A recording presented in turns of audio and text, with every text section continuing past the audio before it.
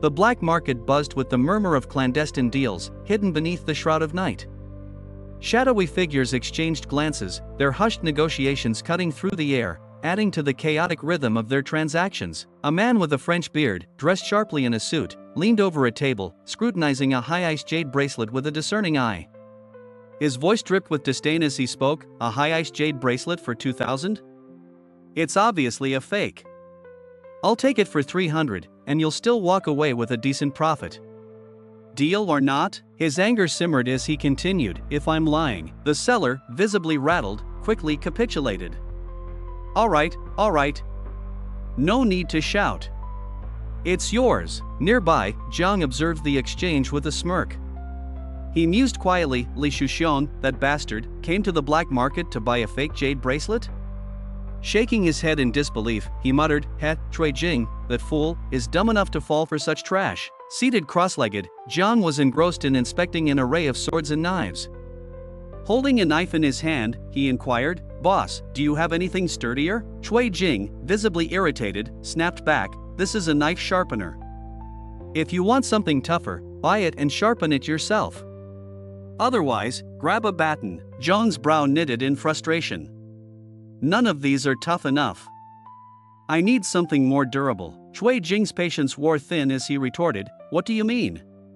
Are you trying to stir up trouble? Before Jiang could respond, Cui Jing's phone chimed with a new message. Ding dong, 200,000 yuan credited in AC No. 2032-96. He stared at the notification in disbelief. Jiang, holding a QR code in his phone, calmly reassured him, No need to get worked up. I'm serious about buying. Cui Jing, regaining his composure, called out, Xiao Xiang, come mind the stall. Xiao Xiang, absorbed in his mobile, looked up in confusion.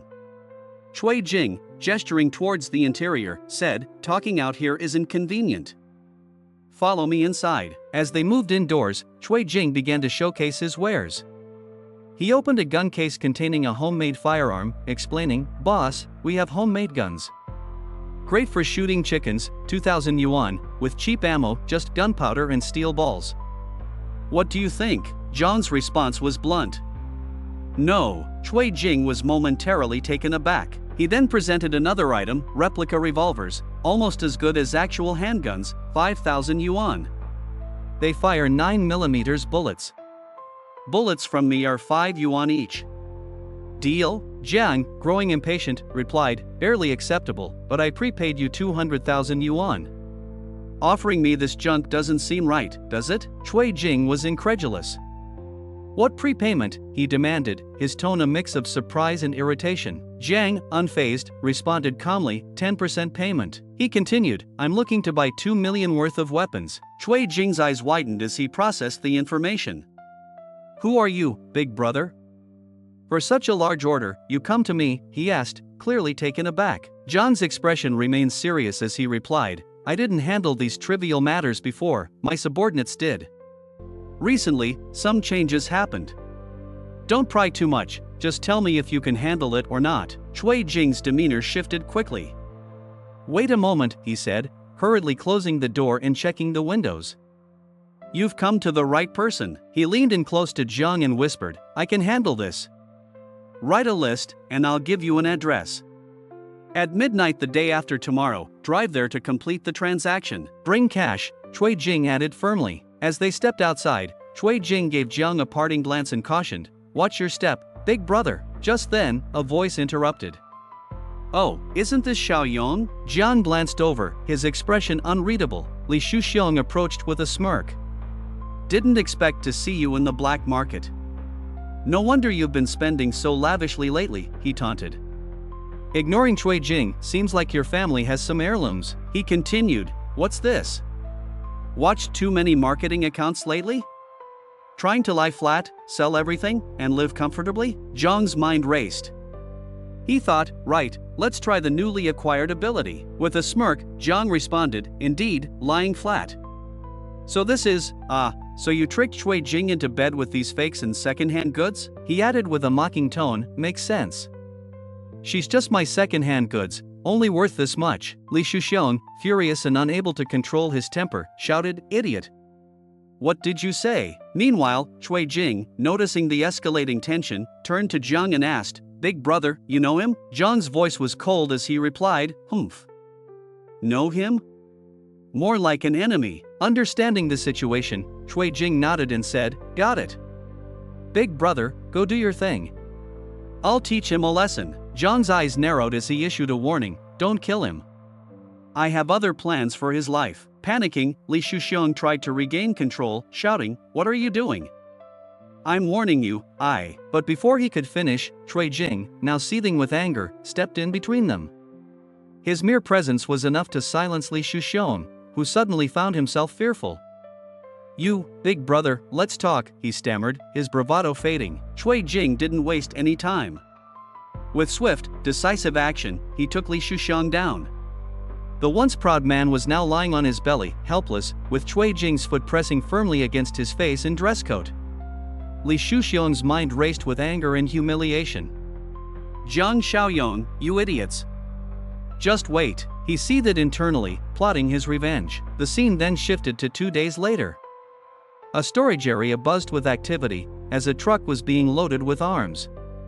The atmosphere was tense, the air thick with anticipation. Suddenly, a notification flashed across Jiang's vision. Task, battle ready, completed. System points, +10. Current points, 20. Bonus rewards. Reward, physical enhancement potion, +2. Jiang's eyes lit up with interest. Oh? An extra physical enhancement potion as a bonus, he mused, holding the injection in his hand. Even a +2. 1, equivalent to double the one in the store. Without hesitation, he injected himself with the potion. The moment the liquid coursed through his veins, pain shot through his body. He gritted his teeth, enduring the sensation as his muscles began to bulge and his strength surged. Arg, he grunted, feeling the intense power taking hold. The average physical score for an adult male is 5. Adding these 2 points increases strength by 40%. Since that's the case, he calculated, his mind already racing ahead. Physical +2. He thought to himself, might as well maximize this advantage. With a determined shout, he clenched his fists, feeling the raw power within him. 8 points in physical. 60% more strength than an average person. Time to find a target to test, he declared, eager to put his newfound strength to the test. Jiang, feeling the surge of strength from the enhancement potion, grabbed an iron rod lying nearby. With a powerful he bent the rod effortlessly with his bare hands. Laughing in satisfaction, Jiang said, as expected. With my current strength, even barehanded, I'm not an easy match. He flexed his newfound power, feeling invincible. Even against zombies in the early apocalypse, I won't be afraid. Looking around at the weapons stacked nearby, he decided, these weapons shouldn't take up much space. Better to store them in the spatial ring for safety.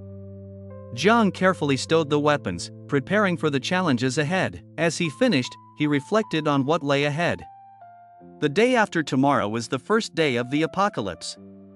What else needs to be done, he muttered, planning his next moves. Just then, an old man appeared, speaking with a sense of urgency. Sai, to be honest, my granddaughter needs to transfer schools, and we urgently need this house for residency, the old man explained, his voice heavy with worry. I've been circling this area for days, and only your house is for sale. Mr. Jiang, please don't back out. Jiang stood silently, his eyes closed in deep thought. His mind flashed with memories of the life and death struggles and treachery of the apocalypse he had witnessed.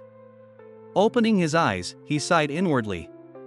Even after experiencing the harsh realities of the apocalypse, it's still hard to completely ignore the plight of the unfortunate, he thought. After a moment of contemplation, he made a decision. All right, Jiang finally said, his voice firm yet compassionate. I'll send some essential supplies for the apocalypse. Whether you can survive long-term will depend on you. He paused, reflecting on the old man's request. Consider it a repayment for providing the funds for my apocalypse plan.